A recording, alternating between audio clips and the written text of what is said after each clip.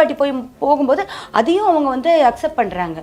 அது வந்துட்டு அப்புறமேட்டு வந்துட்டு அந்த பொண்ணு வழியில வந்து நாய்களா அப்படின்னு கத்துது. வழியில நம்ம அப்போ என்ன பண்ணணும், இருக்கிறது எல்லாத்தையும் விட்டு கிடக்கிறது கிளவுன தூக்கி மனையில வை மாதிரி நீ நாயின்னு சொல்லியிருக்க கூடாது அப்படின்னா, அப்போ எங்க போனாங்க அந்த ஃபர்ஸ்ட் வாட்டி பயந்து நின்ன சாண்ட்ரா எங்க? உங்க குழந்தைங்க இதையும் தானே பார்ப்பாங்க, இதை பார்த்து பயப்பட மாட்டாங்களா? அப்புறம் பெண்களுக்காக நான் வந்து அதாவது யாரோட இதையோ பிக்கும் போது அவங்க சொன்னாங்க, சபரி இது அந்த கம்பி எடுக்கும்போது பார்வதி திவ்யா உங்களுக்காக கேர்ள்ஸ் ஃபார் யூ அப்படின்னு சொன்னாங்க. சொல்லிட்டு அடுத்து வந்து சுபிக்ஷாவை புடுங்குறாங்க. அதுவும் பொண்ணு தானே, சின்ன பொண்ணு தானே, அப்போ அங்க பொண்ணு தானே, அங்க எங்க போனீங்க நீங்க?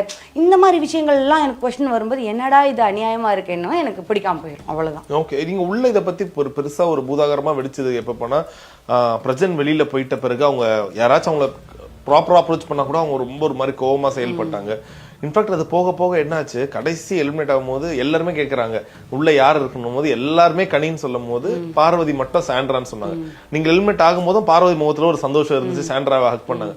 உங்களுக்கு அது வெளியில இருந்து பார்க்கும்போது எப்படி தெரிஞ்சது, என்ன என் மேல இவ்வளவு கோவமா உனக்குன்ற மாதிரி இருந்துச்சா? எனக்கு கொஞ்சம் கூட ஏங்க